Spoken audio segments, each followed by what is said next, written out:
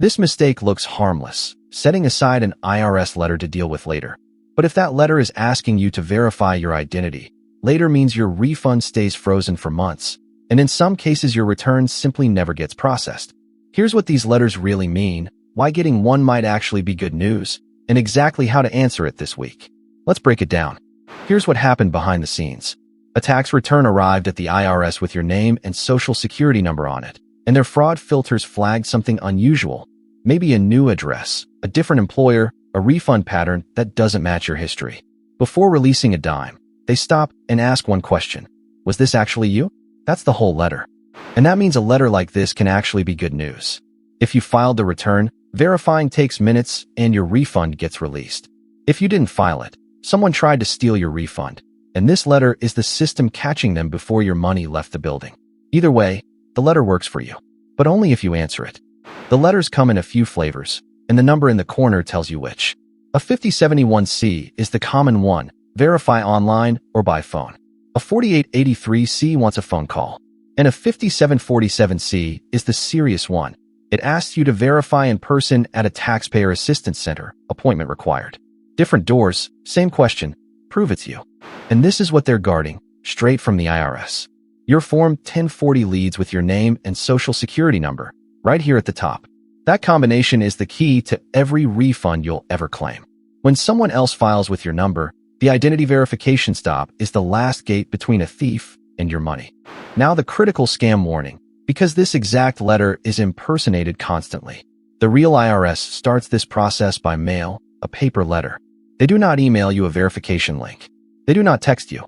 They don't call demanding you verify with a gift card. If a message about verifying your identity arrived any way other than the postal service, it is a scam, full stop. One more layer of protection. Even with a real letter, don't type web addresses from anywhere but the letter itself, and when in doubt, go to irs.gov directly and search for your letter number. Type the address yourself. That habit alone defeats virtually every impersonation attempt. So what does verifying actually take? Online is fastest. The IRS Identity Portal, which uses ID.me. You'll need a photo ID, your social security number, the letter itself, and a copy of the tax return in question if you filed one. 15 minutes, most of it taking a selfie. By phone, same documents, longer hold time. In person, bring photo ID and the documents the letter lists. Here's the timeline math that makes speed matter. Until you verify, your return is parked. Not processing, not queued, parked.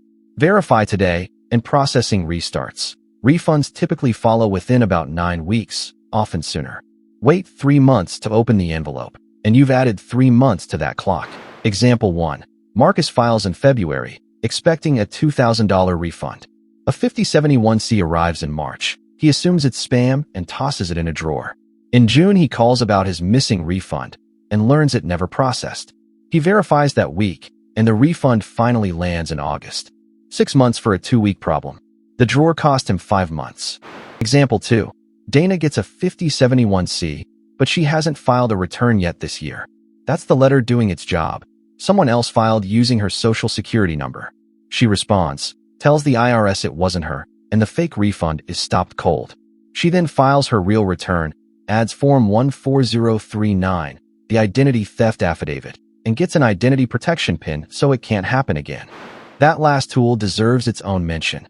The identity protection pin, a 6-digit code that changes every year and locks your social security number against fraudulent returns. Once you have one, no return files under your number without it. Anyone can opt in at irs.gov, and we've got a full video on it coming next in this series. Quick recap. An identity verification letter means a return with your social security number hit the fraud filters, and everything is frozen until you answer. Real ones arrive by mail. 5071C, 4883C, or 5747C. Verify fast online with your ID, letter, and return. If you didn't file, the letter just saved your refund. Report it and get an IP PIN. The only losing move is the drawer. One quick note on who makes this. The tax breakdown is prepared by a tax accountant with over 15 years of public accounting experience, so every figure here is checked against the IRS sources. It's always educational, never advice for your specific situation. Bottom line, an identity verification letter is a 15-minute task disguised as a scary envelope. Open it the day it arrives, Verify through the official channel, and your refund moves, or a thief doesn't. Either way you win, but only on your timeline, not the drawers. This is general education, not tax advice, so check with a pro about your situation. Subscribe to the Tax Breakdown for simple tax-saving tips before you file.